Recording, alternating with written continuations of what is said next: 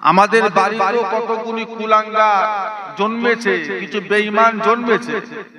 এরা আবার বোরকা পরে ঠাকুর দেখতে গেছে।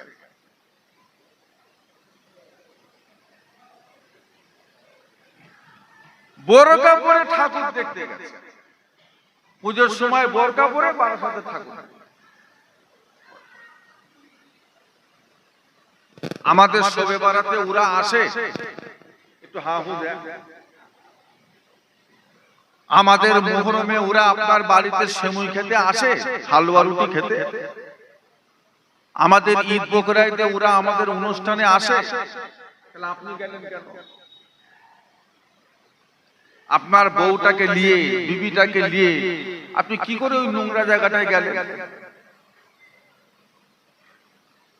একটা পর্দার ঠিক নেই, পর্দা পুষিদার ঠিক নেই, ছেলে মেয়ে খেলা ঠেলি গুতা গুতি, আপনি পারলেন একটা বোরকা পরে ওই জায়গায় যেতে? আর আল্লাহ রাসূল বলেছেন, আমার উম্মত যখন আল্লাহ বলা হয়ে যাবে, দিন বলা হয়ে যাবে, শরিয়াত বলা হয়ে যাবে, আল্লাহ সেখানে জালেম বাদশা পাঠিয়ে মুসলমানদের উপর আল্লাহ শাসন করেন। রাসূলুল্লাহর হাদিস। কেন না, যতদিন না পর্যন্ত আমাদের উপরে বেদিন বেঈমান কাফেরদের অত্যাচার না শুরু হবে, ততদিন আমরা আল্লাহর দিকে ফিরে বলেন না আসবো না। এবার আল্লাহর দিকে আমরা না ফিরে এসে যদি মারা যায়, আমরা ভালো না হয়ে যদি মরে যায়, আমাদের আখিরাত নষ্ট হয়ে গেল, আখিরাত বরবাদ হয়ে গেল। তাহলে মাঝে মাঝে জালেম বাদশার যে অত্যাচারটা যে হচ্ছে আমাদের উপর, এটা আল্লাহ পাকের রহমত না গজব? চিন্তা ভাবনা করে বলেন, এটা আল্লাহর রহমত না গজব? কথা বলছেন না? গজব, আল্লাহর গজব। জালেম বাদশা অত্যাচার না করলে আপনি আল্লাহর দিকে ফিরবেন? জালেম বাদশা কষ্ট যদি না দেয়, আপনি ইসলামের দিকে ফিরে আসবেন? ফিরবেন না, আপনি দিন দিন আরো নোংরা হয়ে যাবেন। আর যখনই আপনাকে জালেম অত্যাচার করবে, তখন আপনি কার কাছে ফিরে আসবেন? সব সময় জালেম বাদশার অত্যাচার, সব সময় রোগ বিমার বালা মুসিবত গজব হয়ে আসে না, কখনো কখনো এটাও রহমত হয়ে আসে। এটা আল্লাহর রহমত। আপনি মরবেন না, আমাদের প্রত্যেকের এক একটা কবর হবে না হবে। আপনি যেভাবে অন্যায় অপরাধ ভুলগুলো করে বেড়াচ্ছেন, দেখে তো মনে হচ্ছে আপনি মরবেন না, আপনার সেই চিন্তাটাই মাথায়। সবাই মরে যাবে, উনি একা বেঁচে থাকবেন, ওনার কবর নেই, ওনার আখিরাত নেই, ওনাকে একানে কবরে যেতে হবে না, ওনার কবরে সাপ দিতে আসবে না, কাঁটা কম্বল বালিশ চাদর সব দিয়ে আসবে।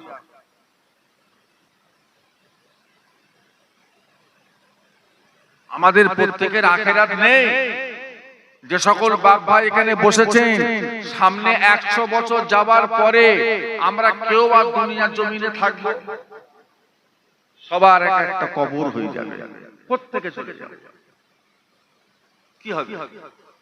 আর কোনো দাম নেই, কবরের জিন্দেগির কোনো দাম।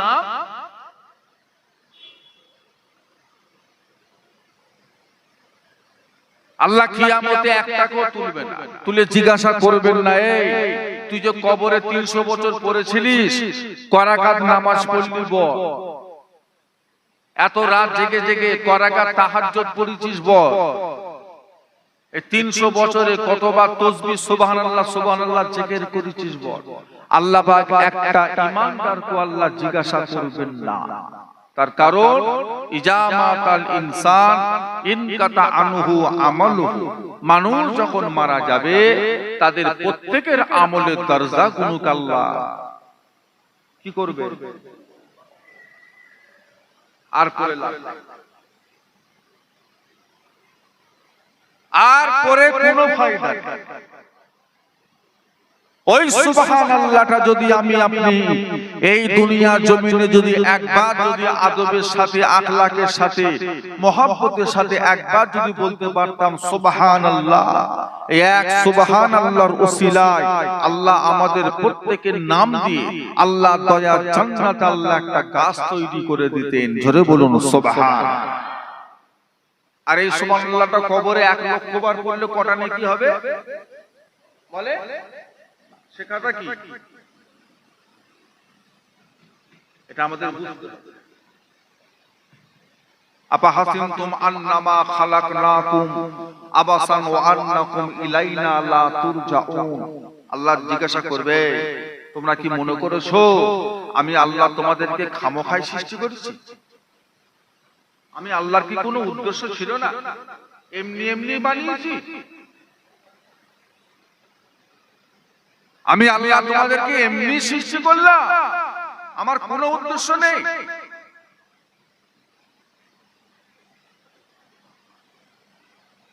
আমার আপনার নবী দয়ার নবী নূর নবী বলেন, কাল কিয়ামতের ময়দানে মাহশারে আল্লাহ পাক প্রত্যেকটা মানুষকে আল্লাহ দাঁড় করিয়ে 5টা করে প্রশ্ন আল্লাহ করবেন। ওই 5টা প্রশ্নের জবাব আমি আপনি যত সময় না পর্যন্ত দিতে পারবো, আল্লাহ পাকের সম্মুখ হইতে আমি আপনি এক কদম আগে যেতে কেউ পারবো না। আল্লাহ রাব্বুল আলামিন প্রত্যেকটা বান্দা বান্দীকে আল্লাহ দাঁড় করিয়ে সর্বপ্রথম আল্লাহ জিজ্ঞাসা করবে, ও আমার বান্দা বান্দীরা, আমি আল্লাহ পাক তোমাকে দুনিয়ার বুকে 70 বছর হায়াত দিয়েছিলাম, 80টা বছর হায়াত দিয়েছিলাম, 100টা বছর হায়াত দিয়েছিলাম, রাতে আরামের ঘুম দিয়েছিলাম, দিনের আলো দিয়েছিলাম, আমি আল্লাহ পাক তোমার কামাই রুজিতে বরকত দিয়েছিলাম, আমি আল্লাহ পাক তোমার রিজিকের জিম্মাদার হয়ে গিয়েছিলাম। ওরে আমার বান্দা, বলো বলো এই জীবনটা তুমি কিভাবে কাটিয়েছো বলো। আল্লাহ রাব্বুল আলামিন প্রত্যেকটা বান্দা বান্দীকে আল্লাহ জিজ্ঞাসা করবেন, বান্দা 100টা বছর কিভাবে পার করলে, 80টা বছর কিভাবে কাটালে বলো। আমার আপনার নবী দয়ার নবী বলেন, এই জীবনের হিসেবটা আল্লাহ সকলের থেকে চাইবেন, যত সময় না পর্যন্ত আমি আপনি জবাব না দিতে পারবো, আল্লাহ পাকের সম্মুখ হইতে আমি আপনি এক কদম আগে যেতে পারবো না। আল্লাহ ধরবেন, আল্লাহ জিজ্ঞাসা করবেন, কিভাবে কাটালে বলো, 100টা বছর কিভাবে শেষ করেছো বলো। আমি আল্লাহ এত নিয়ামত দিয়েছি, এত নিয়ামত দিয়েছি, আমি আল্লাহ পাক তোমাকে নিয়ামতের 2টো চোখ দিয়েছি, আমি আল্লাহ পাক আমার নিয়ামতে তোমাকে 2টো হাত দিয়েছি, আমি আল্লাহ আমার নিয়ামতে তোমাকে 2টো পা দিয়েছি। কত মানুষকে আল্লাহ দেয়, কত মানুষকে আল্লাহ অন্ধ করেছেন, চোখে কানা করেছেন, অন্ধ করেছেন। যেই রাস্তাটা আপনি আধ ঘন্টায় পার হয়ে চলে যান, একটা অন্ধের জন্য ওই রাস্তাটা 3 ঘন্টা পার করতে সময় লাগে। একটা চোখ যদি আপনার নষ্ট হয়ে যায়, খারাপ হয়ে যায়, তামাম পৃথিবীর বাজার ঘুরে ফেললো।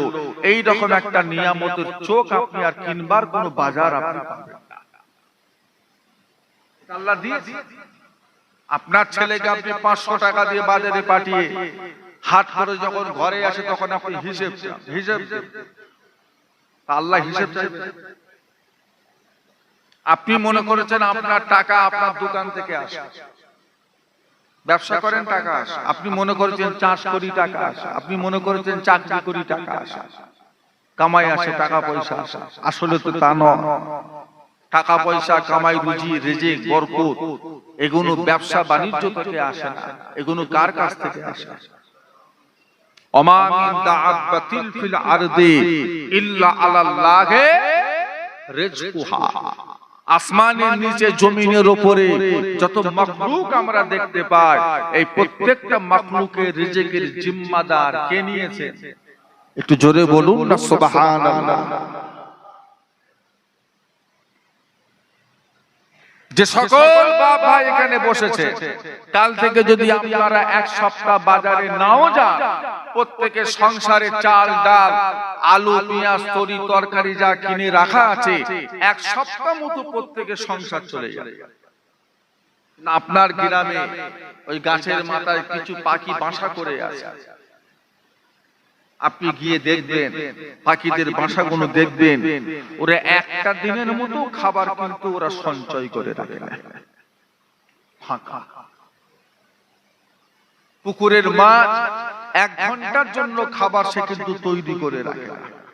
গ্রামের কুকুর বিড়াল ছাগল এরা খাবার যেটা সঞ্চয় করে রাখে, এরা কার ভরসায় আছে? ওরা জানে আল্লাহ যখন রিজিকের জিম্মাদার হয়েছেন, আমাদেরকে না খেয়ে আল্লাহ কখনো মারবেন না। যদি বলুন সুবহানাল্লাহ। আল্লাহ নিয়ামত আল্লাহ চাইবে, এই বান্দা হিসেব আমি আল্লাহ তোকে কি দিইনি? হ্যাঁ, একটা রোগীকে যদি 2-5 দিন যদি হসপিটালে রেখে যদি অক্সিজেন দেওয়া হয়, কত টাকা বিল আসবে? আল্লাহ দিয়েছে ফ্রি, আল্লাহ দিয়েছে সূর্যের আলো ফ্রি, কোনো বিল নেই। আল্লাহ দিয়েছে 2টো কিডনি ফ্রি।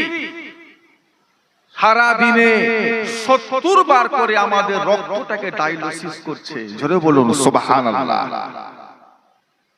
খোদা না করে যদি আপনার নষ্ট হয়ে যায়, খারাপ হয়ে যায়, ওই ডায়ালিসিসটা যদি বাইরের মেশিন দিয়ে করাতে হয়, কিডনির কাজটাকে একবার ডায়ালিসিস করতে আপনার 8000 টাকা খরচ। 8000 টাকা খরচ, যেটা সপ্তাহে 3 বারের বেশি আর করা যাবে না। যেটা কিডনি 70 বার করতো, সেটা আপনি সপ্তাহে করতে পারবেন 3 বার। আমি সর্বনিম্ন যদি মোটামুটি একটা নার্সিং হোম থেকে যদি ডায়ালিসিস খরচা যদি 3000 যদি নেয়, সপ্তাহে কত খরচ? একটা বছরে 52টা সপ্তাহ আসে, প্রত্যেক সপ্তাহে যদি 3 বার করে করতে হয়, বছরে কত খরচ? শুধু ডায়ালিসিস খরচা তো খরচা নয়, আপনার গ্রাম থেকে একটা গাড়ি ভাড়া করে যেতে হবে হসপিটাল নার্সিং হোম পর্যন্ত, সেটার কত খরচ? শুধু ডায়ালিসিসটাই তো আপনার রোগের ট্রিটমেন্ট না, প্রত্যেকদিন 2-5টা করে হলেও ওষুধ খেতে হবে, সেটা কত খরচ? মাঝে মাঝে শরীর খারাপ হয়ে যেতে পারে, বছরে 1-2 বার আপনাকে আবার হসপিটালাইজ হতে পারে, ভর্তি হতে পারে, সেটা কত? যদি আপনার ছেলের বউ যদি ভালো হয়, যদি বলে আমার আব্বার ট্রিটমেন্ট, বাবার ট্রিটমেন্ট, শ্বশুরের ট্রিটমেন্ট আমি করব, দেখাশোনা করব, ওষুধ পানি খাওয়াবো, তো আলহামদুলিল্লাহ। যদি বলে আমি পারবো না, আবার আপনার জন্য একটা আয়া রাখতে হবে, মাসে তার কত খরচ? আল্লাহ যদি এই অবস্থায় যদি আপনাকে 5টা বছর যদি জীবিত রাখে, কিছু থাকবে?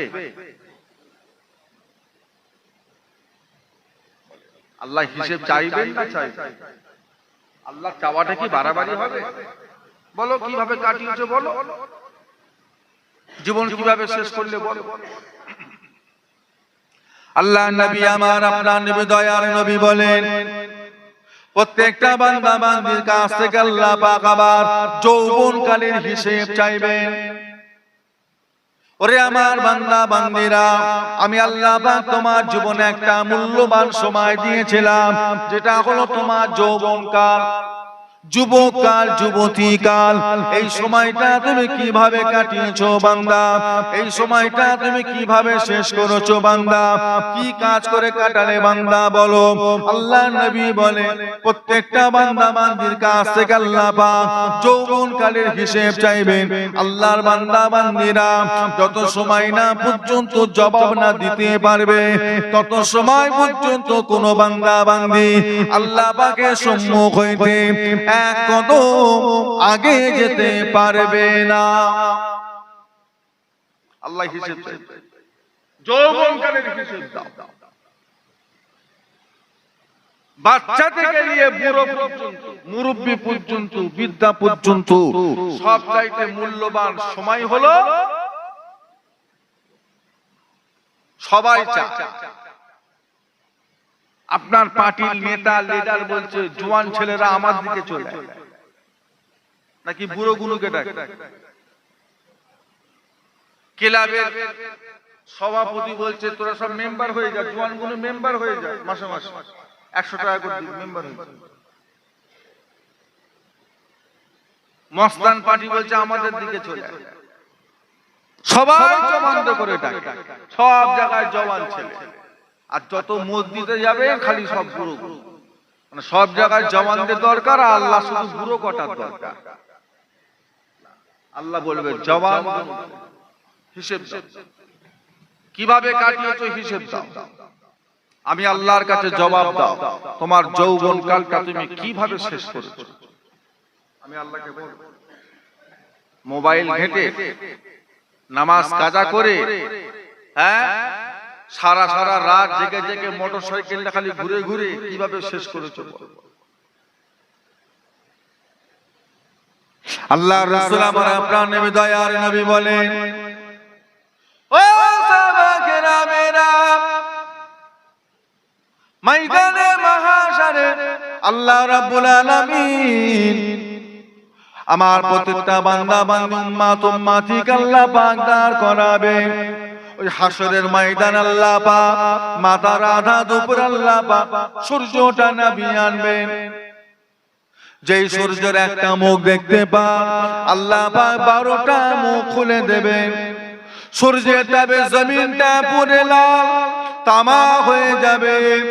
আল্লাহ পাক সেই দিনে কোনো ছায়া রাখবেন না। ওই সূর্য তাপে মাথার ঘিনুগুলো টকবক করে ফুটবে। কারো শরীরের পাশে নাই, হাঁটু পর্যন্ত ডুবে যাবে। কারো শরীরের পাশে নাই, কোমর পর্যন্ত ডুবে যাবে। কারো শরীরের পাশে নাই, থুতনি পর্যন্ত ডুবে যাবে। কারো শরীরের পাশে নাই, হাবুডুবু খেতে থাকবে।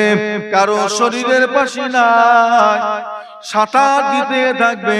আল্লাহ রাসূল বলেন কোনো ছায়া থাকবে না, কোনো আশরা থাকবে না, কেবলমাত্র আল্লাহ রাব্বুল আলামিনের আরশ পাকের ছায়া ছাড়া অন্য কোনো ছায়া থাকবে না। ও ভাইজানেরা, সাহাবা হুজুররা জিজ্ঞাসা করেছিলেন, ইয়া রাসূলুল্লাহ হাবিবাল্লাহ, ওই আরশের ছায়া পাবে কারা? ওই আরশ পাকের ছায়াটা তলায় কারা দাঁড়াবে? ওই ছায়াটা কারা পাবে? আল্লাহ রাসূল বলেছিলেন, আমার উম্মত উম্মতির ভিতরে 7 শ্রেণীর উম্মত উম্মতি যারা আরশ পাকের ছায়া পাবে।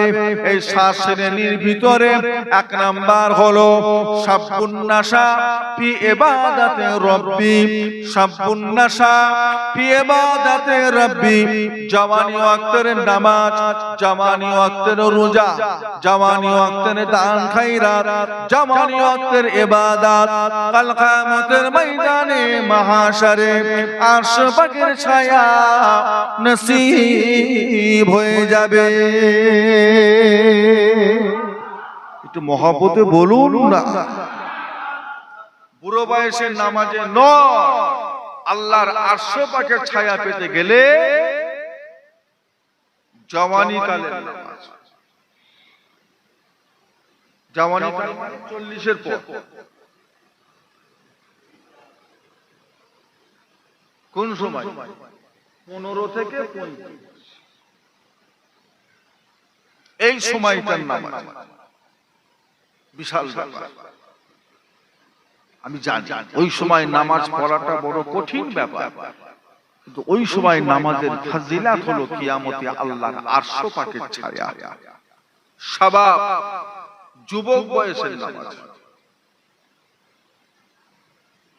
মুরব্বিরা ফজরের নামাজ একা চুপি চুপি ঘর থেকে উঠে চলে এলে হবে না, জওয়ানদের করে তুলে নিয়ে আসতে হবে। জুম্মার দিনে বাচ্চা কাচ্চাগুলোকে মসজিদে রেখে সমস্ত নামাজ পড়িয়ে নামাজ। জুমার ওয়াক্তে কত রাকাত নামাজ? জুমার ওয়াক্তে কত রাকাত নামাজ? কত রাকাত? আমি ওয়াক্ত বলি কত রাকাত? 22 রাকাত। মোট নামাজ হলো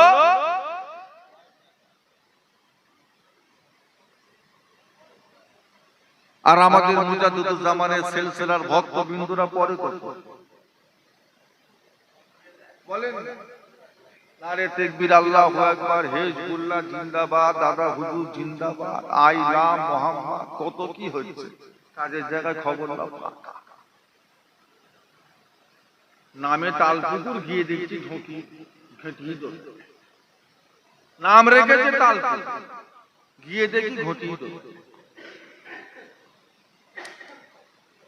হবে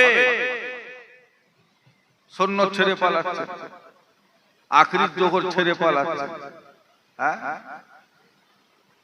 নবী সুন্নতের কোনো খবর নেই। আইলা মোহাম্মদ বলে কি হবে?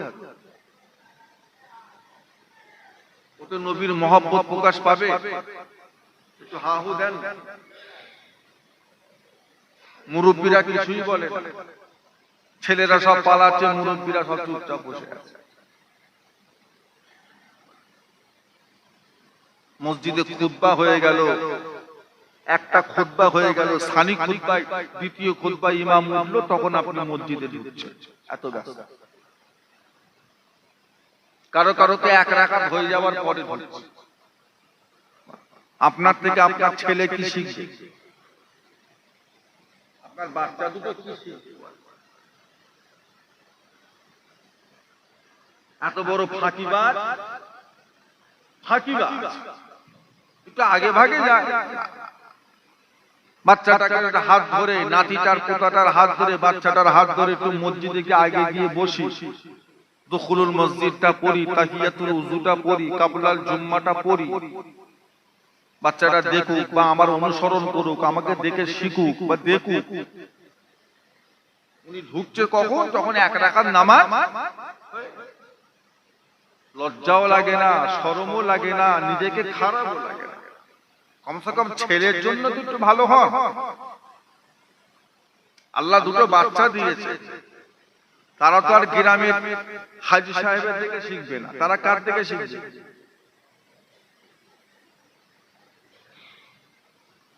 এখনো যদি আপনি বাড়ির বউ হয়ে, দু বাচ্চার মা হয়ে, 7 বছর 8 বছরের বাচ্চার মা হয়ে যদি এখনো যদি আপনি বিকাল 4টের পরে যদি বাইরে বেরিয়ে গ্রামের জওয়ানদের সাথে হই হই করেন, গল্প করেন, মেয়েগুলো কি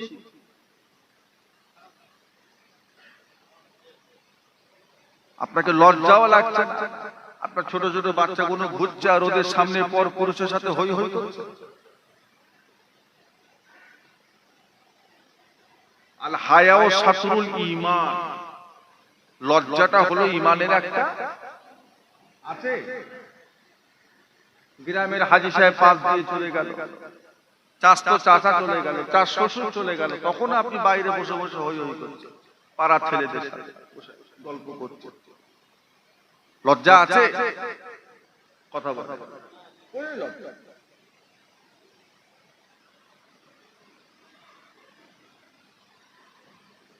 যা করেছেন করেছেন, নিজের বাচ্চা কাচ্চা ছেলেপুলের জন্য তো এবার একটু নিজেকে পরিবর্তন করেন। মসজিদে আজান হচ্ছে, নামাজ হচ্ছে, আপনি ঘরে বসে বসে এখনো মোবাইলে গেম খেলছেন, ফেসবুক ঘাঁটছেন, হই হই করছেন, নাটক দেখছেন, সিরিয়াল দেখছেন। আপনার ছেলেগুলো কি শিখবে? মানে আপনি চান আপনি যেমন গুল্লাই গেছেন, ছেলেগুলো গুল্লাই যাক। আপনি যেমন নোংরা হয়ে গেছেন, ছেলেগুলোর জীবনটা ওইভাবে শেষ হয়ে যাক, এটা চান আপনি?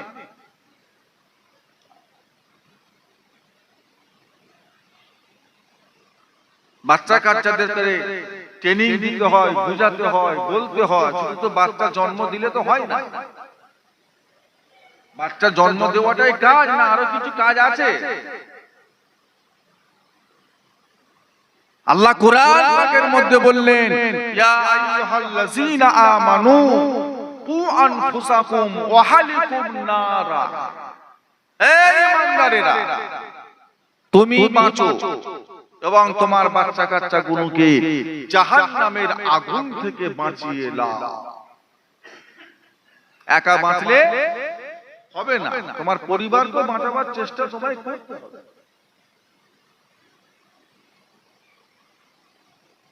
নেক হও, আল্লাহ ওয়ালা হও, পরেজগার হও, তাদের জন্য ভালো হও। নিজের জন্য তো হলেন না, কমসে কম এই সোনার মানিকদের জন্য ভালো। মুখ দেখাবেন কি করে? ওদের স্বভাবটা নষ্ট হয়ে যাচ্ছে আপনার ব্যবহার, আপনার আখলাক আদর্শ, আপনার কারণ ওরা নষ্ট হয়ে যাচ্ছে। আমার ভাইজানেরা, বাবাজিরা, দোস্তরা, বন্ধুরা, 15 থেকে 35 এটা হলো জওয়ানি কাল।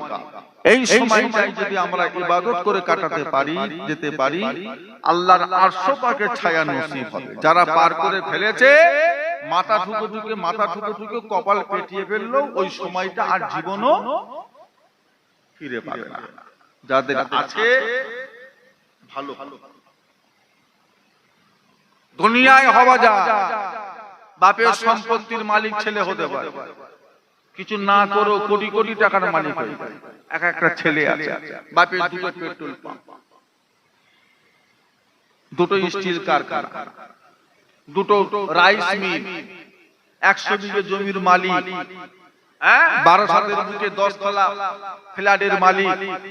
বাপ করেছে, ছেলে কিচ্ছু করে। বাপের দমটা যেই ছুটে গেল, এই সমস্ত জমি জায়গা, পাম্প, রাইস মিল আর কারখানা কারা পাবে ভাই? খেটে খুটে মালিক হলো না, না খেটেই হয়ে গেল। কিচ্ছু করেন, সারা জীবন সোনার চামচে দুধ খেয়েছে, সেই ছেলে বাপ মরে গেল আর কোটি কোটি টাকার। তা বলি কি কিয়ামত এরকম হবে নাকি? যে বাপের কিছু নামাজ, কিছু রোজা, কিছু হজ, কিছু জিকির, কিছু দান খায়রাত, ছেলেরা সব ভাগ টাক পাবে? একটু হাহু দেন। ও যা হবার দুনিয়ায় হয়ে গেছে। কিয়ামতে বাপের নামাজের হক ছেলে পাবে না, কিয়ামতে নিজেকে করে যেতে হয়, ওখানে ভাগ পাওয়া যাবে না। দুনিয়ায় পাওয়া যাবে, ওখানে পাওয়া যাবে না। আল্লাহ নবী আমার, আপনার নবী দয়া নবী বলেন, ও আমার সাহাবায়ে কেরামেরা, আমার উম্মতের ভিতরে দ্বিতীয় আর এক শ্রেণীর মানুষ আছে যারা আরশ পাকের ছায়া পাবে।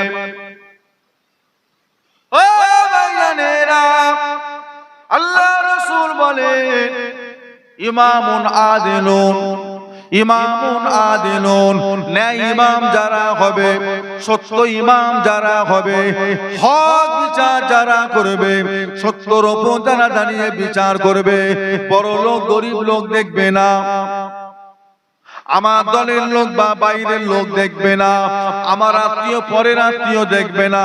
মানুষ যখন তার কাছে বিচার করতে যাবে, বিচারটা সঠিক বিচার করবে। আল্লাহকে হাজির নাজির জেনে তারা সঠিক বিচার করবে।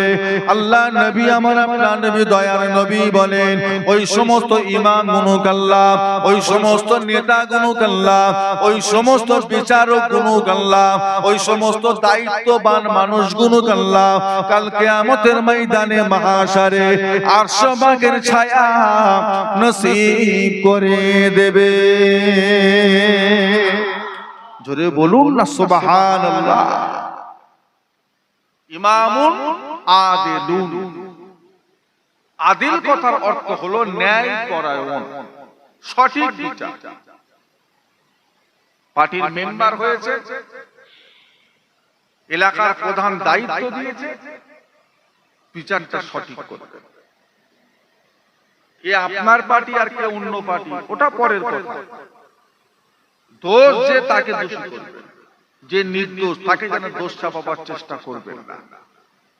আপনি হাজী সাহেব, আপনি মসজিদের ইমাম, আপনি গ্রামের মুরব্বী, 2টো মানুষ আপনার কাছে বিচার নিয়ে এসেছে, বিচারটা সঠিক। অন্যায় ভাবে কোনো মানুষকে জুলুম অত্যাচার করবেন না। সঠিক বিচার যদি আপনি দিতে পারেন, করতে পারেন, আল্লাহ রাসূল বলেছেন কিয়ামতে আল্লাহ তোমাকে আরশ পাকের ছায়া দিয়ে দেবে।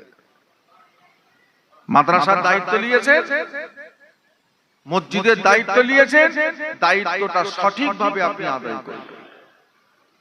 কঠিন ব্যাপার। মাদ্রাসার দায়িত্ব, মসজিদের দায়িত্ব, এগুলো ছোটখাটো ব্যাপার, ক্লাব চালাবার মতো ব্যাপার, কঠিন ব্যাপার। বর্তমান সময়ে মাদ্রাসার দায়িত্ব, মসজিদের দায়িত্ব, যে হকের খেয়ানত করা হচ্ছে, যে অবস্থা চলছে, কেউ যদি জাহান্নামী হতে চায় সে যেন মাদ্রাসার একটা দায়িত্ব নেয়। কেউ যদি নিজে থেকে জাহান্নামী হতে চায় সে যেন গ্রামের একটা মসজিদের দায়িত্ব নেয়। আর গুনাহ না করলেও চলবে, আর কোনো অন্যায় না করলেও, বেশি বলে ফেলবে,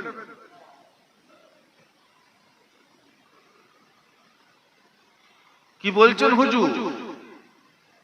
মাদ্রাসার দায়িত্ব, একটা মাদ্রাসায় জাকাত আছে, একটা মাদ্রাসায় ফিতরা আছে, একটা মাদ্রাসায় কাফারা আছে, একটা মাদ্রাসায় সাদকা আছে, একটা মাদ্রাসায় কুরবানির চামড়ার টাকা আছে, একটা মাদ্রাসায় কোরআন শরীফ কেনার টাকা আছে, একটা মাদ্রাসায় মান্নতের টাকা আছে। যেমন তেমন লোকের পক্ষে চালানো সম্ভব? এলেম লাগবে না?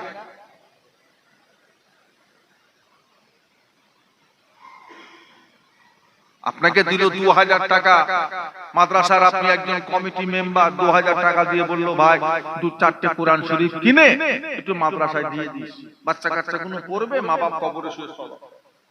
আর আপনি সেই টাকা নিয়ে মাদ্রাসায় গিয়ে দেখছেন যে কোরআন শরীফের তো পুরো পাহাড় হয়ে আছে, তা কিনার দরকার কি কিনবে না, 4 বস্তা সেভেন মাটি কিনে ওই বাথরুমের সাইডটা প্লাস্টার করে ওকে দিল, কি নিয়ে তার করছে কি, 4 বস্তা সিমেন্ট কিনে প্লাস্টার করছে।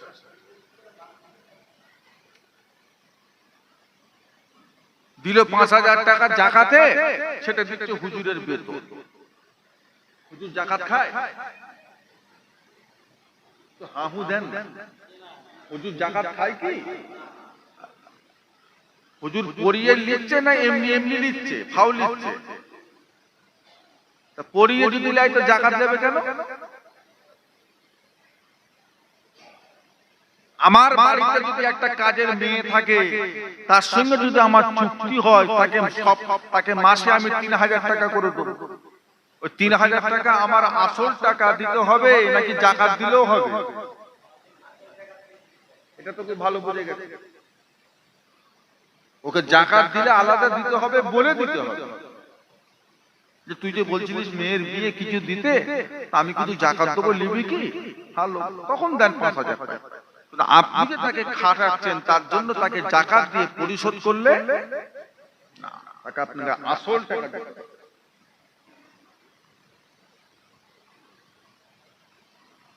কমিশনে কারবার চলছে,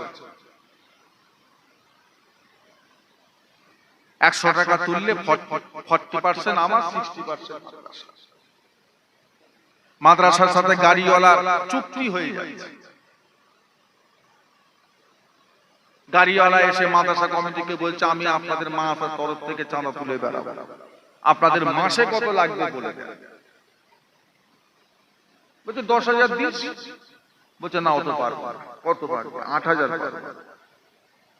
তাই 8,000 টাকা মাসা প্রত্যেক মাসে মাসে পাবে, আর ও 20,000 তুলুক আর 30,000 তুলুক আর 22,000 তুলুক আর যাই তুলুক, সব ও 8,000 দিয়ে বাদ বাকি সব নিয়ে যাবে। গাড়ি কমিটি, গাড়ি যে গাড়িটা ঘুরছে ও লেলেরও সব আপনার মাসার বিল দেখিয়ে তুলবে। কালিমুল্লাহ হুজুর সভাপতি, আজীবন সভাপতি এই মাদ্রাসা। ছোট হুজুরের হাতে ভিত দেওয়া। ওমর হুজুর প্রতি বছরে আসে, তাই না? আমাদের সিলসিলা দে বেশি করে সব বলেবে, আর মাসের শেষে 8,000 টাকা জাকাত, ফিতরা, এটা ওটা। হ্যাঁ, গ্রামে ঢুকে এমন গজল বলছে, এমন টান দিয়ে ওয়াজ করছে, মেয়েরা তো হাতের বালা, কানের দুল টুল সব খুলে দিয়েছে। যে এই হুজুরটাই আমার বাপকে জান্নাতে পাঠাতে পারবে।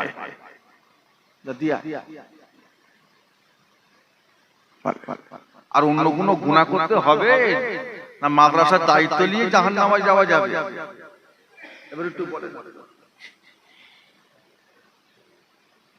রোজে থাকবেন, রোজে না যে আপনি দুটো ছেলেকে বলবেন, ওদেরকে বলবেন ভাই ওইসব লাইনে যেতে পারবো না, সারাদিন তুমি খাটাখাটনি করবে, চাইবে খেদমত করবে, আমরা তোমাকে 500 টাকা করে রোজ দেবো, ও খাটবে। গাড়ি নিয়ে হেলা বটতলায় গিয়ে ময়না পার করে ফাঁকা রাস্তার পাশে গাড়ি সাইড করতে বসে বসে মোবাইল ঘাঁটবে। কোন গ্রামে কে চায়? ও তো জানে খাটলো 500 টাকা, না খাটলো কি করতে খাটবে।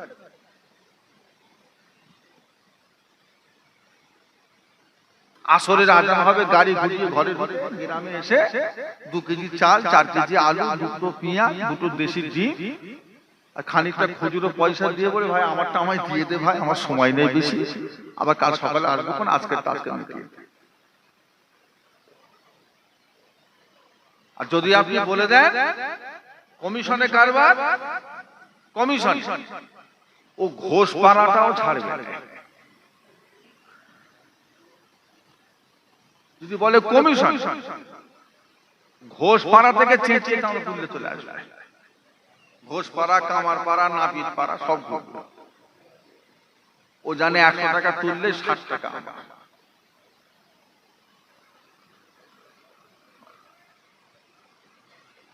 আর কিছু লাগবে?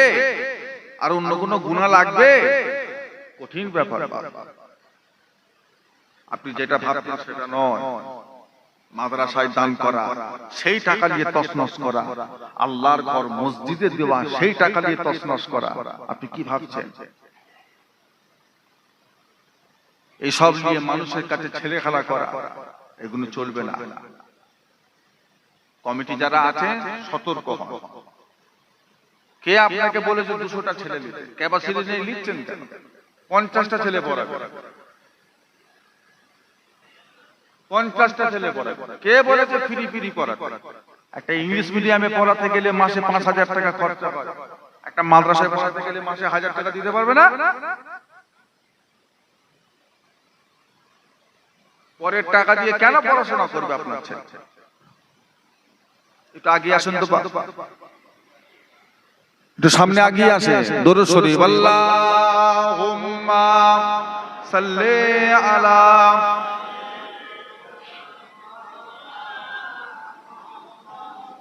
ওয়ালা আলি।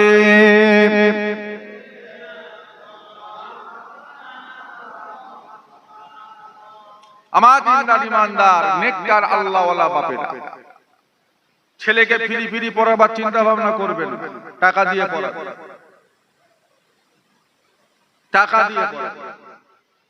ওই পরের যাকাতকে ছেলে মানুষ হবে, পরের ফিতরাকে ছেলে মানুষ হবে না, ও আশা করবেন না। ফ্রির কোনো যুগ নেই, ফ্রির জামানা নেই। আর আপনার ছেলে আপনার ঘরে থেকেও যদি পড়াশোনা করে, তার পিছনে সারাদিনে 50 টাকা হলেও খরচা, তা সেই ছেলেটাকে একটা মাদ্রাসায় দিয়ে রেখে দিয়েছেন, মাসে 500 টাকা দিতে পারবেন?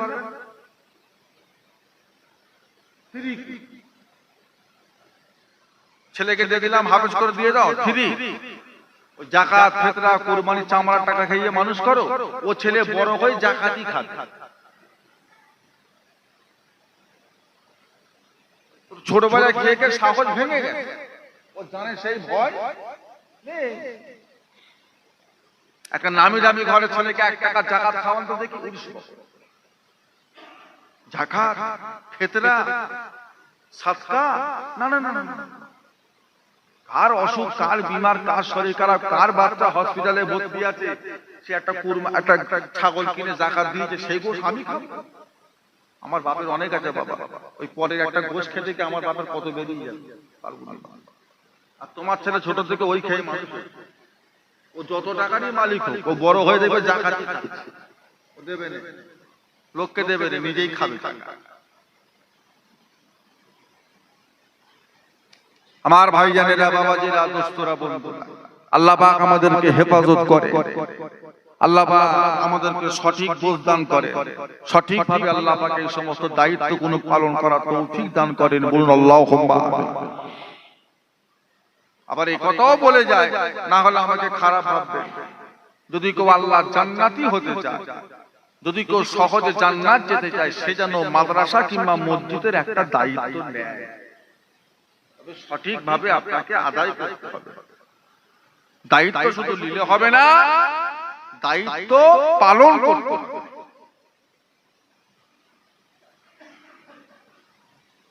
আমার আপনার নবী, দয়াল নবী, নূর নবী বলেন, ও সাহাবা কেরামেরা, রব্বুল আলামিন আল্লাহ পাক ময়দানে মাহশারে আর একদল মানুষকে আরশে পাকে ছায়া দান করবেন। রাজুলুন কলবুহু মুআল্লাকুন ফিল মাসাজিদে, 3 নাম্বার আরশে ছায়া পাবে কারা? মসজিদে আজান হয়ে গেল, নামাজের জন্য মসজিদে চলে এসেছে, নামাজ হয়ে গেল, মুসল্লি নিচেই নেমে যাবে, কিন্তু মুসল্লির অন্তরটা আল্লাহর ঘরে রেখে দিয়ে যাবে। আবার যখন আজান হয়ে যাবে, আবার মুসল্লির শরীরটা আল্লাহর ঘরে চলে আসবে। আবার যখন নামাজ হয়ে যাবে, মুসল্লি নিচেই নেমে যাবে, মুসল্লির অন্তরটা আল্লাহর ঘরে রেখে দিয়ে নিচেই নেমে যাবে। আবার যখন আজান হয়ে যাবে, নামাজের জন্য মসজিদে চলে আসবে। আল্লাহ রাসূল বলেন, জামাতের সাথে যারা নামাজ পড়বে, ওই সমস্ত মুসল্লিগুলোকে আল্লাহ কাল কিয়ামতের ময়দানে মাহশারে আরশ পাকে ছায়া আল্লাহ পাক দান করে দেবে। সুবহানাল্লাহ। জামাতের সাথে আর বাড়িতে একা নামাজ, পার্থক্য আছে না? কত পার্থক্য বলেন? সামান্য? কত পার্থক্য? আল্লাহ রাসূল বলেছেন, তুমি বাড়িতে একা নামাজ পড়বে, আর ওই নামাজটা 2 মিনিট কষ্ট করে হেঁটে একটু মসজিদে এসে পড়বে। দুটো নামাজের পার্থক্য হলো 27 গুণ। যেই নামাজ বাড়িতে পড়ে যত সওয়াব পাবে, ওই নামাজ জামাতে এসে পড়লে তোমার সওয়াবের পরিমাণটা আল্লাহ 27 গুণ পর্যন্ত আল্লাহ বাড়িয়ে দেবেন। জোরে বলুন সুবহানাল্লাহ। নেকি দরকার আছে তো, একটু কষ্ট করে আসেন। বলে হুজুর বিমারি, ব্যথা, যন্ত্রণা, রোগ সব ঠিক আছে, আপনি তো গোটা দুনিয়া ঘুরছেন, দেখতে পাচ্ছেন। হ্যাঁ না, তখন তো কিছু নেই, চায়ের দোকানে যে গল্প করছে, বাজারে গল্প করছে, মেয়ের বাড়ি যাচ্ছে, এর বাড়ি তার বাড়ি, এখানে সেখানে সব জায়গায় তো মাশাআল্লাহ মোটামুটি যাচ্ছে। আর জামাতে পড়তে এসে অসুবিধা কেন? আল্লাহ রাসূলের কাছে একটা অন্ধ সাহাবা, চোখ দুটো অন্ধ, ইয়া রাসূলুল্লাহ, হাবিবাল্লাহ, আমি জুম্মার নামাজটা নববীতে এসে পড়ব, আর ওয়াক্তের নামাজটা একটু বাড়িতে পড়ব, একটু অনুমতি দেন। আল্লাহ রাসূল বলেছিলেন, তোমার কি নববীতে আসতে কোনো কষ্ট হয়? অসুবিধা হয়, তবে চেষ্টা করলে আসতে পারো। বলল হবে না, মসজিদ যখন তোমার এত কাছাকাছি আছে, তোমাকে জামাতে এসে নামাজ পড়তে হবে। বাড়িতে নামাজ পড়লে জামাতে। কি কঠিন কথা চিন্তা করা, কি কঠিন কথা চিন্তা করা। আপনি বলবেন আমার কাজ আছে, কারবার আছে, হুজুর ছেলে পুলে আছে, ব্যবসা আছে, বাণিজ্য আছে, হয় না, এ হয় না, ওসব কথা চলবে না, ওইসব কথা চলবে না। আল্লাহ পাক কুরআন পাকের মধ্যে বললেন, ইয়া আইয়ুহাল্লাযীনা আমানু উদখুলু ফিস সিলমি কাফা ওয়ালা তাত্তাবিউ খুতুওয়াতিশ শাইতানি ইন্নাহু লাকুম আদুব্বুম মুবিন। ও ভাইজানেরা, রব্বুল আলামিন আল্লাহ পাক কুরআন পাকের মধ্যে বললেন, আয় আমার ঈমানদার বিশ্বাসী বান্দাগণেরা, উদখুলু ফিস সিলমি কাফা, তোমরা ইসলামের মধ্যে প্রবেশ করো। কাকে বলছে? আর কথা বলে না। কাকে বলছে? ইয়া আইয়ুহাল ইনসান উদখুলু ফিস সিলমি কাফা, এ মানুষ ইসলামে প্রবেশ করো না। ইয়া আইয়ুহাল কাফিরুন, এই কাফেরের দলেরা, উদখুলু ফিস সিলমি কাফা, ইসলামের মধ্যে প্রবেশ করো। আল্লাহ পাক তা বললেন না। ইয়া আইয়ুহাল আদম, এই আদমের সন্তানেরা, তোমরা ইসলামে প্রবেশ করো। আল্লাহ পাক তা বললেন না। ইয়া আইয়ুহাল কাফিরুন, এই কাফেরের দলেরা, ইয়া আইয়ুহাল মুনাফিকুন, এই মুনাফিকের দলেরা, তোমরা ইসলামে প্রবেশ করো। আল্লাহ পাক তা বললেন না। আল্লাহ পাক কেমন কথাটা বললেন? ইয়া আইয়ুহাল্লাযীনা আমানু, এই মুমিনের দলেরা, উদখুলু ফিস সিলমি কাফা, তোমরা ইসলামের মধ্যে প্রবেশ করো। আল্লাহ কি কথাটা ঠিক বলেছে? ওই জায়গায় মুমিন না বলে কাফের বললে কথাটা ঠিক হতো না? এই কাফেরেরা তোরা ইসলামে ঢোক, এই ঠিক হলো তো? হাহু দেন না, কথা ঠিক হলো। এই মুনাফিক ইসলামে ঢোক, ঠিক হলো, কিন্তু না। আল্লাহ কাদেরকে বলছে? ঈমানদার আবার কি করে ইসলামে ঢুকবে? ইসলামের মধ্যে আছে বলেই তো ঈমানদার, সে আবার ইসলামে কি করে ঢুকবে? আল্লাহর কথা।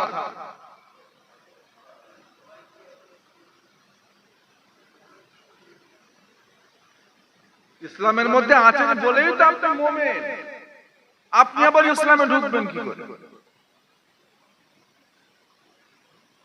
মুসলমান নামাজ পড়লে, রোজা রাখলো, সুদের ব্যবসা করলো, মুসলমান থাকলো না। মুসলমান নামাজ পড়লো, রোজা করলো, নামাজ কাজা করলো, জামাত ছেড়ে চলে গেল, মুসলমান থাকলো না।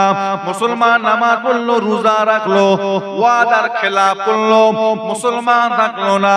মুসলমান নামাজ পড়লো, রোজা রাখলো, জিকির করলো, তাসবিহ পড়লো, আমার মুসলমান গীবত গিল্লা করে বেড়ালো, মুসলমান থাকলো না।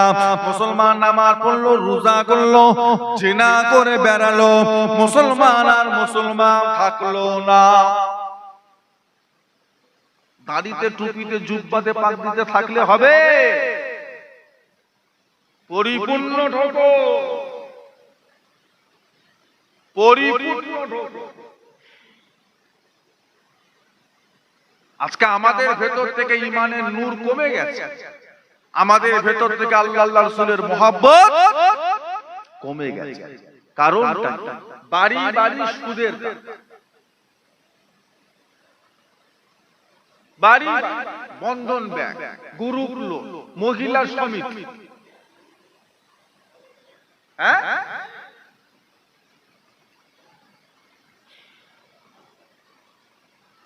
বন্ধুকে ৫,০০০ টাকা, ২০,০০০ টাকা, ২৫,০০০ টাকা ধার দিয়েছে, বন্ধু মনে করেছে ও বাবা, মাসের শেষে বলছে সুদটা দে, আসলটা থাক, সুদটা দে। বলছে তুই সুদ চাইছিস? বলছে অত বকিস, ওই টাকা তোকে না দিয়ে যদি ব্যাংকে রাখতো, সুদ দিত না দিত, তত বকছিস কেন? ওকে রেখে আমার লাভ থাকে, তোর কাছে টাকা রেখে আমার ফায়দা থাকে। মুসলমান কথা বলে, মুসলমান কি পরিপূর্ণ ঢুকতে পেরেছে? দাবি করে আমি আল্লাহ মানি, মুমিন, আল্লাহ মানি, নবী মানি, মুমিন, আখিরাত মানি, মুমিন, হাসর মানি, মুমিন, কিন্তু কাজে কামে ঈমানদার মুসলমান ঢোকো। নামাজ পড়লো, রোজা রাখলো, তাসবিহ তাহলিল করলো, জিকির ফিকির করলো, আবার বাজারে বসে, চায়ের দোকানে বসে, মাচানে বসে গীবত গিল্লা চগলখড়ি করে বেড়ালো। ও ভাইজানেরা, ও নবীর সাংবাদিক গণেরা, আল্লাহ রাসূল মদিনার মসজিদে নববী শরীফে বসে ওয়াজ করছেন। এমন সময় একজন সাহাবা মদিনার মসজিদে নববী শরীফ থেকে উঠে চলে গেলেন। অন্য একটা সাহাবা আল্লাহ নবীর কাছাকাছি এসে যেই সাহাবা চলে গেলেন, তিনার বিরুদ্ধে আল্লাহ নবীর কাছে কিছু কথা শোনাতে লাগলেন। ইয়া রাসূলুল্লাহ, হাবিবাল্লাহ, হুজুর আপনি জানেন না ওই যে সাহাবা এখনই বেরিয়ে চলে গেলেন, উনি ওই কাজটা করেছেন, অমুক কাজ করেছেন, তমুক করেছেন, এই বলেছেন, সেই বলেছেন। আল্লাহ নবীকে শোনাতে লাগলেন। আল্লাহ নবী বললেন, যাও বাবা, মদিনার মসজিদে নববীর বাইরে বেরিয়ে যাও, তোমার দাদুন একটু খেলাল করে এসো। যাও বাবা, চলে যাও। সাহাবা, ইয়া রাসূলুল্লাহ, হাবিবাল্লাহ, আজকে দুপুর বেলা আজকে আমি কোনো গোশত খাই নাই, খেলাল কেন করব? আমার দাঁতে তো কোনো খাবার আটকে নাই, খেলাল কেন করব হুজুর? গোশত তো আজকে আমি খাই নাই। আল্লাহ নবী ওই সময় জবাব দিয়েছিলেন, ও সাহাবা, ওই সাহাবা যখনই বেরিয়ে চলে গেলেন, তুমি আমার কাছে সরে এসে ওনার নামে গীবত গিল্লা করলে, ওনার পিছনে কথা বললে। যত সময় ধরে তুমি আমার ওই সাহাবার নামে পিছনে গীবত গিল্লা করে বেড়ালে, তত সময় তুমি তোমার মরা ভাইয়ের গোশত খেলে। যাও, দাঁতে খেলাও করো। নামাজও পড়ছে, গীবত, মসজিদের ইমামের নামে গীবত, গ্রামের হাজী সাহেবের নামে গীবত, হুজুরদের নামে গীবত, পীরজাদাদের নামে গীবত। বলার যদি সাহস থাকে ওনাকে ডাইরেক্ট দিয়ে বলে, আর যদি বলেন বলার সাহস নেই, চুপ করে।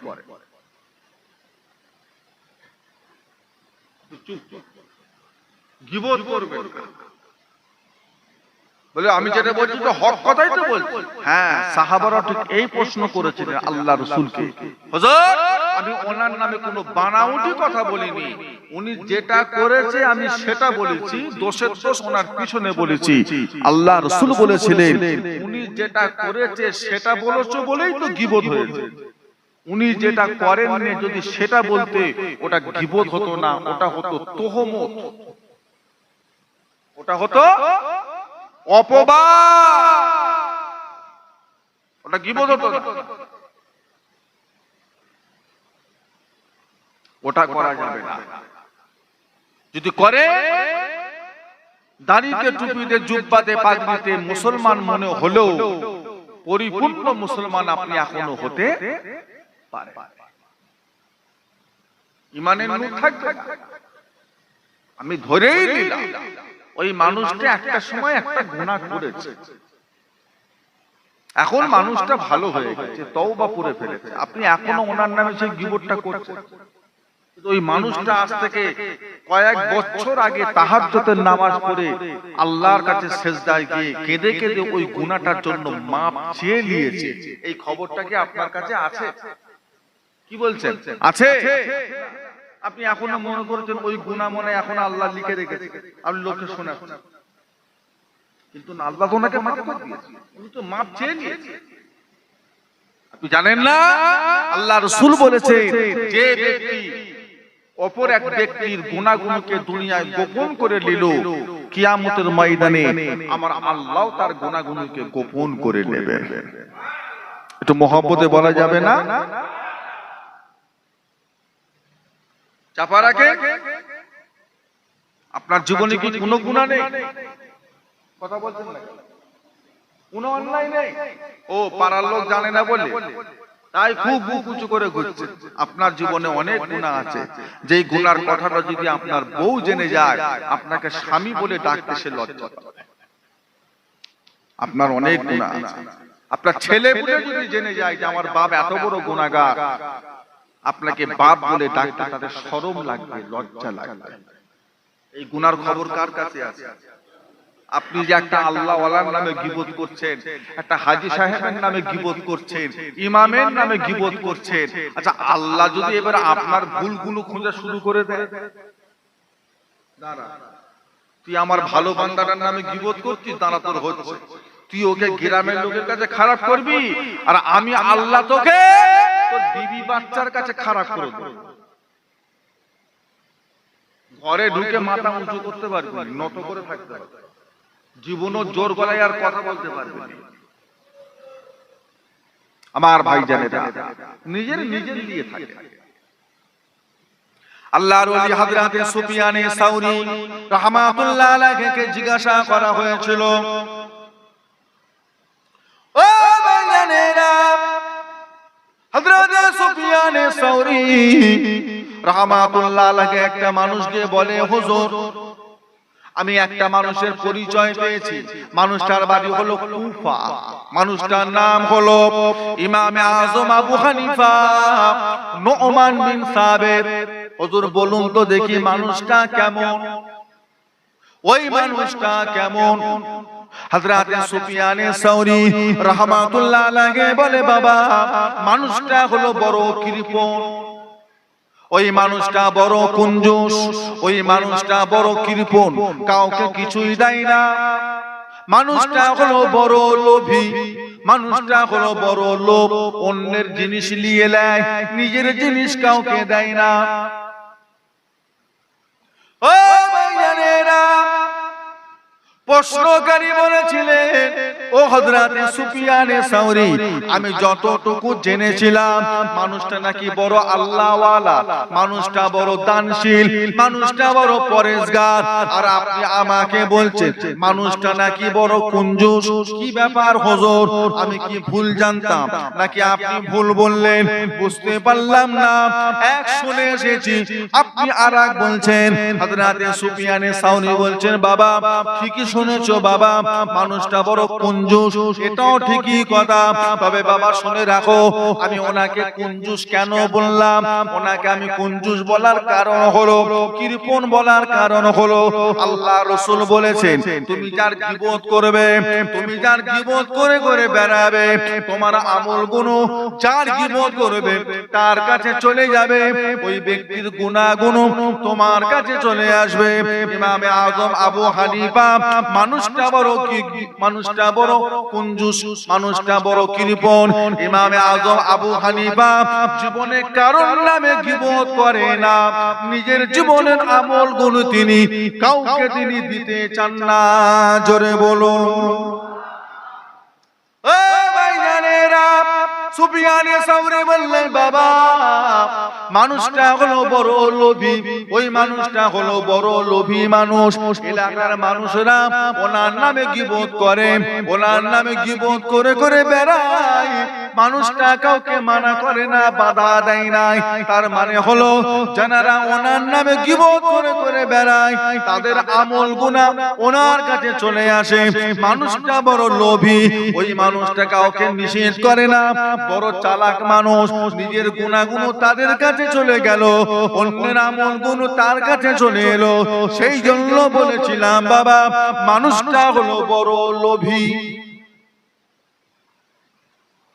দেখেছে, হুজুরের নামে যারা গীবত করত তাদেরকে জামা কাপড় কিনে দিয়ে পাঠাতো, যা দিয়া। ছাত্ররা বলছে, হুজুর ওরা আপনার দুশমন, সারা দিন কাজে আপনাকে নিয়েই ওরা পড়ে আছে, গীবত গিল্লা করছে, আর ওদেরকে নতুন নতুন জামা কাপড়। যে তোরা জানিস নি ওরা আমার চেয়ে উপকার করে, তোরা করতে পারবি কেন? হুজুর বলছে ওরা আমার নামে গীবত করে, ওরা যত গীবত করবে ওদের তত আমল আমার কাছে আসবে, আর আমার গুনাহগুলো ওদের কাছে চলে যাবে। এই উপকার তোরা করবি? মুখ সামনে থাকবে, নামাজ পড়ে রোজা রেখে ফজর বেলা ঘুম থেকে উঠে কষ্ট করে এসে এই শীতকালে ঠান্ডা পানিতে উযু করে যদি যতটুকু নেকি আল্লাহ দিলেন সেটাও যদি চায়ের দোকানে গীবত করে শেষ করে দিই, কবরে কি দিয়ে যাব? ভাত।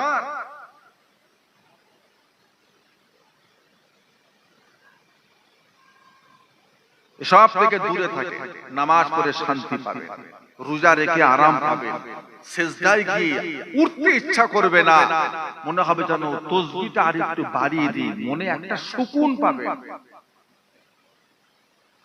আর না হলে সবই করবে কিন্তু আপনার মনে শান্তি। আর এসব দিকটা যদি পরহেজ করে, আজান হওয়ার সাথে সাথে মনটার ভিতরে একটা ছিঁড়াছিঁড়ি শুরু হয়ে যায়। কখন যাব না, কখন যাব না, একটা মনে একটা শান্তি পাবে। আল্লাহ বংশ দিয়ে বিচার করবেন না, আল্লাহ পাক চেহারা দিয়ে বিচার করবেন না, আল্লাহ পাক বান্দার গায়ের রং দিয়ে বিচার করবেন না, আল্লাহ পাক বান্দার ঘর পাকা না কাঁচা এই দিয়ে আল্লাহ বিচার করবেন না, বান্দা গেরা না লম্বা এই দিয়ে আল্লাহ বিচার, কথা বলেন না। যদি আল্লাহ পাক রং দিয়ে বিচার করতেন, যদি আল্লাহ পাক টাকা পয়সা দিয়ে বিচার করতেন, যদি আল্লাহ পাক বান্দা গেরা না লম্বা এটা নিয়ে যদি আল্লাহ বিচার করে দিতেন, আল্লাহ রাব্বুল আলামিন যদি বান্দার বংশ দিয়ে বিচার করতেন তাহলে কি হতো? হযরতে বেলাল রাদিয়াল্লাহু তাআলা আনহু জীবনও কোনদিন অত উঁচু দরের সাহাবা হতে পারতেন না। কথা বুঝতে পারছেন? বেলাল কালো না ফর্সা? কত কালো? আরে আফ্রিকা, পৃথিবীর ভিতরে সবচাইতে কালো মানুষ কোথায়? ইউথিওপিয়া। আফ্রিকার রাজধানী হলো ইউথিওপিয়া। হাজী সাহেবরা দেখেছে সেই কালো, কঠিন কালো। সেই দেশের মানুষ হযরতে বেলাল। না আছে এক কামরা ঘর, না ছিল ভালো বংশ, মানে ভালো বংশ বলতে নজরুলে যেটা আপনারা মনে করেন সিদ্দিক, সৈয়দ, খান, পাঠান, আব্বাসী, ফারুকি। বেলালের কি এমন কোন দামি বংশ ছিল না?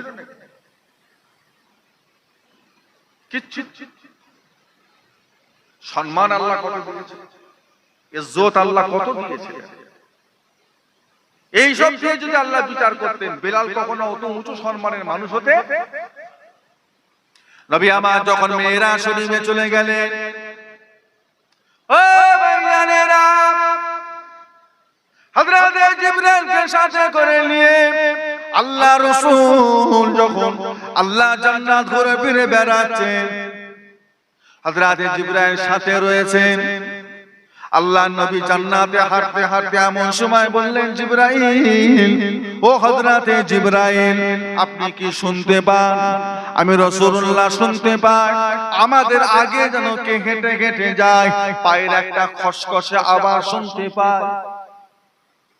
ও ভাইয়ানেরা, হযরতে জিবরাইল বলে, ইয়া রাসূলুল্লাহ, হাবিবাল্লাহ, আওয়াজ যেটা আপনি শুনতে পান এটা জান্নাতে চলার আওয়াজ নয়। এই আওয়াজটা যে জান্নাতে কেউ চলছে তা নয়। আমি আর আপনি ছাড়া আল্লাহ দয়া জান্নাত আর কেউ চলে নাই, আমাদের সাথে আগে পরেও কেউ নাই। তবে আপনি যে পায়ের আওয়াজটা শুনতে পান এই আওয়াজটা জান্নাতের আওয়াজ নয়, এই চলাটা হলো দুনিয়ার জমিনে চলার আওয়াজ। ইয়া রাসূলুল্লাহ, হাবিবাল্লাহ, হুজুর আপনি জানেন না আপনার বেলাল যখন দুনিয়ার জমিনে চলে ফিরে বেড়ায় ওনার পায়ের আওয়াজটা আল্লাহর জান্নাত পর্যন্ত পৌঁছে যায়। ইয়া রাসূলুল্লাহ, হাবিবাল্লাহ, এই সময় হযরতে বেলাল তাহাজ্জুদের নামাজের জন্য ওযু করে মদিনার মসজিদে নববী শরীফের দিকে আসেন। উনি যে ওযু করে মদিনার মসজিদে নববী শরীফে আসেন, ওই যে পায়ের আওয়াজটা আপনি এখন আল্লাহর জান্নাত থেকে শুনতে পেয়ে গেছেন।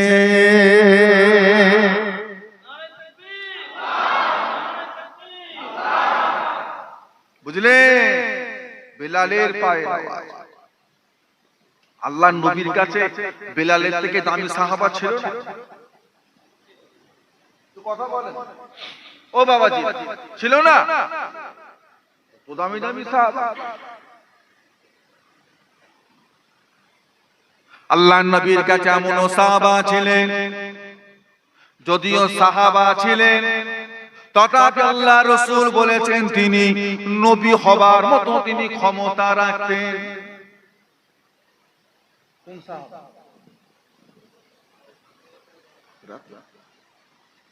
সাহাবা, কিন্তু ক্ষমতা রাখতেন কাদের মতো? ছেড়ে গেলা কথা নাকি বাবা? এখন নবীদের দরজা মানে বুঝতে পারছেন, নবীর দরজা, নবীদের সাথে কারোর সাথে মিল হবে? কথা বলেন, নবীদের মতো ক্ষমতা। আল্লাহ নবী বলেছে লা নবিয়া বাদি, আমার পরে আর কেউ নবী পুরো ক্যান্সেল হবে না। এক কথা, পরে যদি খেচাং হয়, পরে যদি অশান্তি হয়, তাই আল্লাহ নবী আবার এই কথার সাথে বলেছিলেন লাকানা উমার, যদি আমার পরে আল্লাহ কাউকে নবী করতেন, ওমর ফারুক আল্লাহ নবী করে দিতেন। সেই ওমরের পায়ের আওয়াজ আল্লাহ জান্নাতে নবী পেয়েছে। কার কাছে?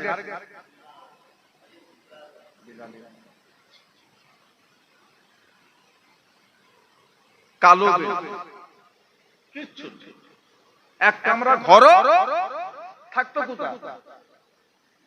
হযরতে বেলাল থাকতো কোথা? মদিনায় থাকতো কোথা? ঘর ছিল, বাড়ি ছিল, কোথায় থাকতেন? আসহাবে সুফফা, নববী শরীফের পাশে একটা ছোট্ট জায়গায় ঘিরা। হাজী সাহেবরা যখন রিয়াজুল জান্নাতে ঢোকে, বাবে জিবরিল হয়ে বাম সাইডে দেখবেন একটা ছোট্ট জায়গা কার্পেট দিয়ে ঘিরে রাখা রয়েছে, ওই জায়গাটার নাম হলো আসহাবে সুফফা। সুফি কথাটা ওখান থেকে এসেছে। যাদের জামা কাপড় ছিল এত কম, এত ছোট, আল্লাহ রাসূল যখন নববীতে আসতেন, সাহাবারা উঠে দাঁড়াতেন, তাদের হাঁটুটা ফাঁকা হয়ে যেত। যখন হাঁটুর দিকে কাপড় টানতেন, তাদের উপর থেকে কাপড় বুকটা নিচে নেবে, বুকটা ফাঁকা হয়ে যেত। এই রকম সাহাবার ভিতরে একটা হলেন হযরতে বেলাল, আর একটা হলেন হযরতে আবু হুরায়রা, আর একটা হলেন হযরতে আবু যার গিফারি। এই সব গরিব গরিব সাহাবা, ঘর ছেড়ে, বাড়ি ছেড়ে, বিবি ছেড়ে, সংসার ছেড়ে আমার রাসূল পাক সাল্লাল্লাহু আলাইহি ওয়াসাল্লামের কাছে এসে ঈমানের কলেমা পড়ে মুসলমান হয়ে গেছে।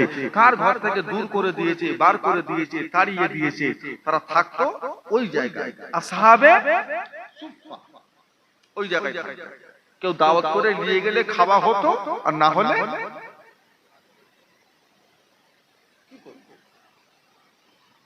ফাঁকা পড়ে। আল্লাহ নবীর কাছে এমন সাহাবা ছিল যে তাম পৃথিবীর মানুষের নেক আমল একদিকে, আর ওই সাহাবার নেক আমল আরেকদিকে। তাম পৃথিবীর মানুষের নেক আমল ভারী না ওই একটা সাহাবার আমলের পাল্লা ভারী? গল্প, একটা নানির গল্প, আমার রাসূলুল্লাহর জবানের কথা। সেই সাহাবার নাম হলো, তেনারও পায়ের আওয়াজ কিন্তু আল্লাহর জান্নাতে। বলেন না, বলেন না, আল্লাহ নবীর কাছে এমন সাহাবা ছিলেন যেনার ইন্তেকাল হওয়ার পরে আল্লাহর আরশ পর্যন্ত কেঁপেছিল। জোরে বলুন, সাহাবার নাম কি?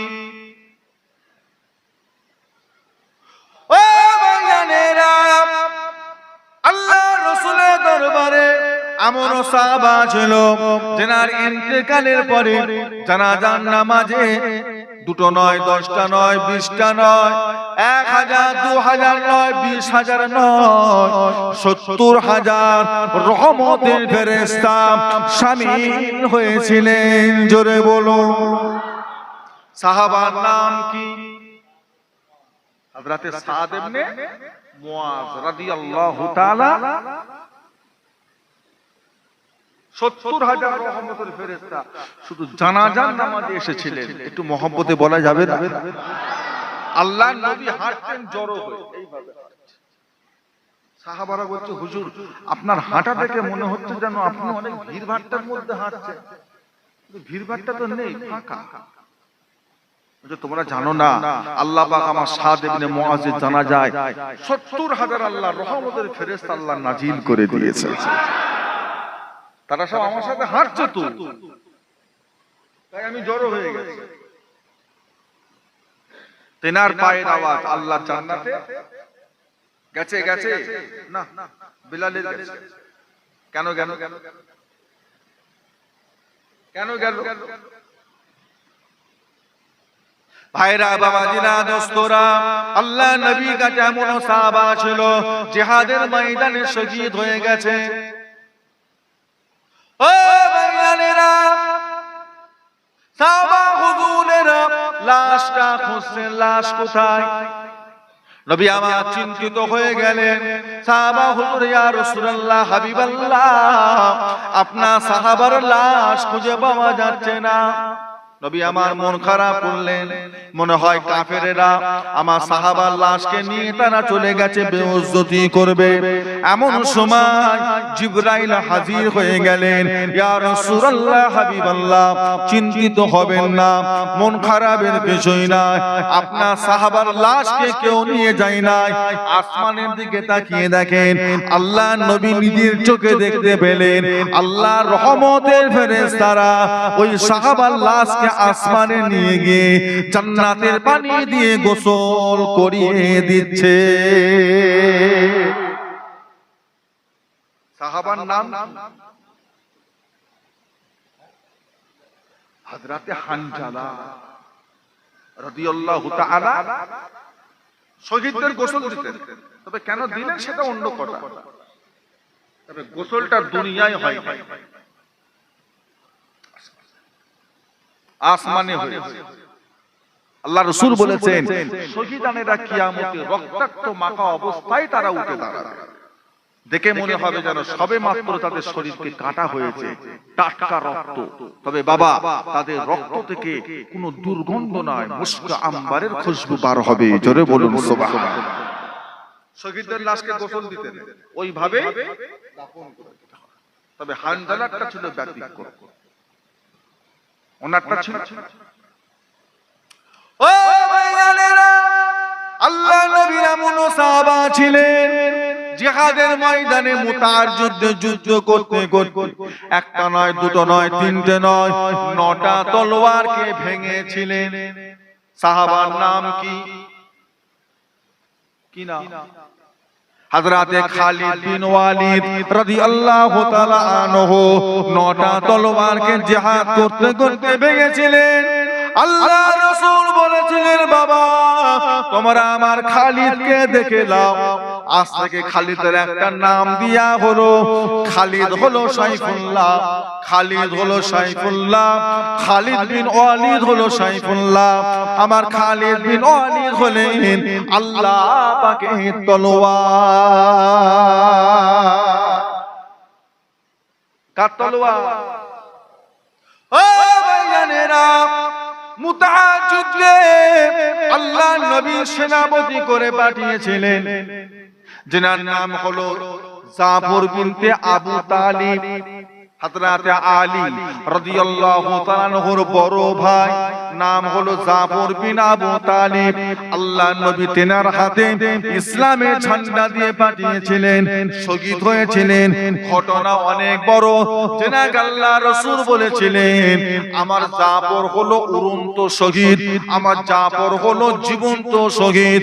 হযরতে জাফরের হাত কাটা হয়েছিল, পা কাটা হয়েছিল, শরীর থেকে মাথা আলাদা করা হয়েছিল। আল্লাহ রাসূল বলেন, আমার জাফরকে আল্লাহ জান্নাতে দুটো ডানা দিয়ে দেবেন। আমার জাফর দুটো ডানা নিয়ে শুধু একটা জান্নাত ঘুরে ফিরে বেড়াবে তা নয়, আমার জাফরকে আল্লাহ বাবা 8টা বেহেশতে ঘুরবার অধিকার দিয়ে দেবে। এনাদেরও পায়ের আওয়াজ জান্নাতে না না গেছে কা, দেখতে খুব ফর্সা, খুব লম্বা চওড়া ফিগার, কথা বলেন, অনেক বড় বংশের মানুষ না, কিচ্ছু নেই। তেনার গুণ, নবী ফিরে এলেন। আল্লাহর বেহেশতে থেকে রাসূলুল্লাহ যখন জমিনে এলেন, হযরতে বিলালকে কাছে ডাকলেন। বিলাল, কি আমল করছো বলো, আমাকে না জানিয়ে গোপনে গোপনে কি করো, কি ইবাদত করো? হুজুর, আমি কি করব, আমার পয়সা আছে, আমার কিছু আছে আমল করার মতো, আমি না পারি কুরবানি করতে, না পারি যাকাত দিতে, না পারি বছরে বছরে হজ করতে, না পারি ইসলামের লেগে কিছু দান করতে। তখন ইসলাম বড় অভাব, বড় অভাব, কিছুই পারি না। ওই কোন রকম ফরজ নামাজটা পড়ি, আর কি করব? বলেন না, নামাজ তো আমার সব সাহাবা পড়ে, এক্সট্রা কি করব যেটা কেউ করে না? হযরতে বেলাল চিন্তিত হয়ে গেলেন। আল্লাহ নবী বারবার বলে, বেলাল কি আমল করো? হযরতে বেলাল, ইয়া রাসূলুল্লাহ, হাবিবাল্লাহ, একটা কাজ আমি বেলাল করি, কাজটা বড় ভালোবেসে করি, বড় মহব্বতের সাথে করি। ইয়া রাসূলুল্লাহ, ইয়া হাবিবাল্লাহ, সেই কাজটা হলো আমি বেলাল যখন নাপাক হয়ে যায়, আমি বেলালের যখন ওযু নষ্ট হয়ে যায়, আমি বেলাল সাথে সাথে ওযু আদায় করে নি, সাথে সাথে ওযুটা আদায় করে নিয়ে মদিনার মসজিদে নববী শরীফে চলে আসি। মদিনার মসজিদে নববী শরীফে চলে এসে আমি বেলাল 2 রাকাত তাহিয়াতুল ওযুর নামাজ পড়ে থাকি। ও ভাইজানেরা, আল্লাহ রাসূল বললেন, বেলাল, তোমার এই নামাজ আল্লাহ বড় পছন্দ করেছে। তোমার এই 2 রাকাত নামাজের জন্য আল্লাহ তোমার পায়ের আওয়াজটা আল্লাহর জান্নাত পর্যন্ত পৌঁছে দিয়েছেন। জোরে বলো তাকিয়াতুল,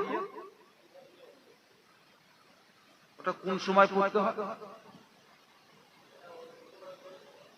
কোন ওয়াক্তে পড়তে হয়?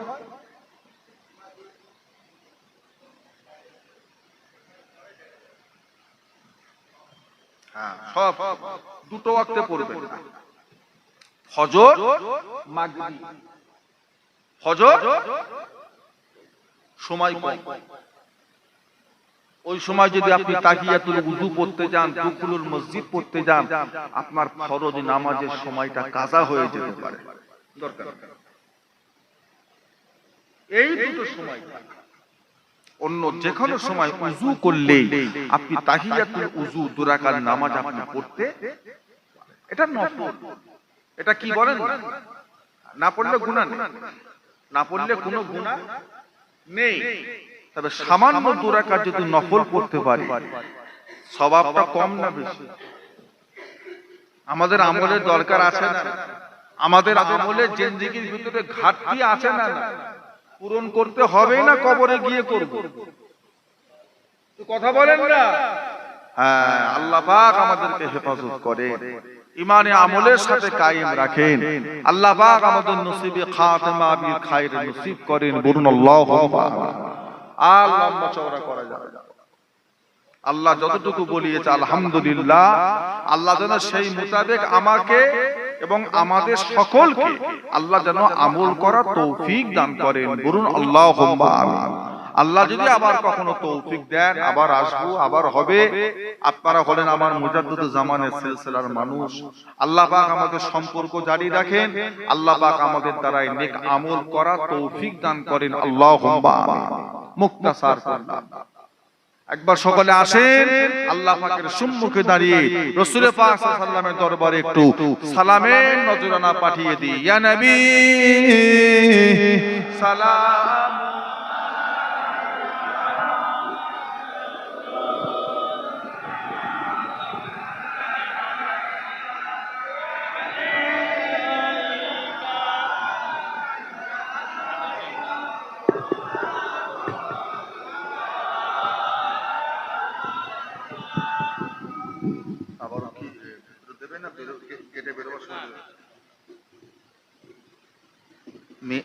মহিলার আশপাশে আছেন না? বাপেরা, ভাইজানেরা, যারা বাইরে আছেন, কমিটি ছাড়া সকলে মসজিদের ভিতরে চলে আসেন। সকলে মসজিদের ভিতরে চলে আসে, বাইরে কেউ থাকবেন না। সকলে মসজিদের ভিতরে চলে আসেন, দোয়া হবে, সবরে সানি হবে, ভিতরে আসেন। তালা আল বদরু আলাইনা মিন সানিয়াতিল বিদাই ওয়াজাবা শুকরু আলাইনা إلى مدى لله داعي يا نبي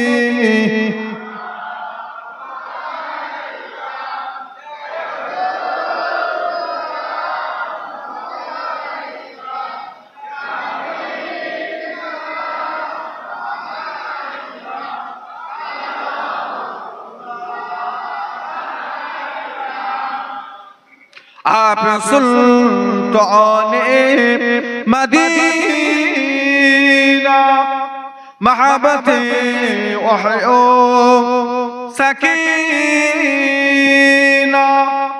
नूर से मामो रसीना मिश्क से बहता पसीना या नबी सलामो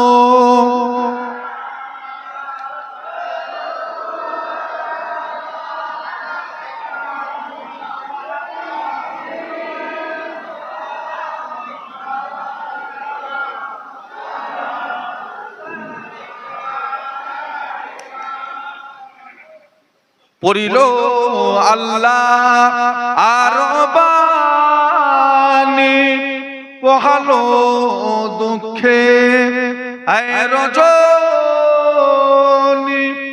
হইল জগৎ নুরানি আমেনার নয়ন ও নির্মণি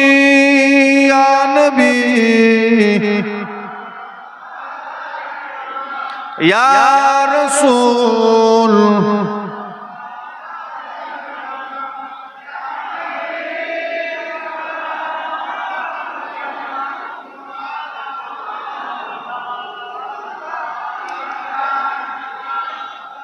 कठिन হাসরের দিনে কি আছে মোদের কপালে গুনাহগার উম্মত আছি বলে লইবেন আপন অনুকরে ইয়া নবী ইয়া রাসূল ইয়া হাবিব সালামু সালাবাতুল্লাহ আলাইকা ইয়া রাব্বি সাল্লাল্লাহু সাল্লিম দাইমান আবাদা।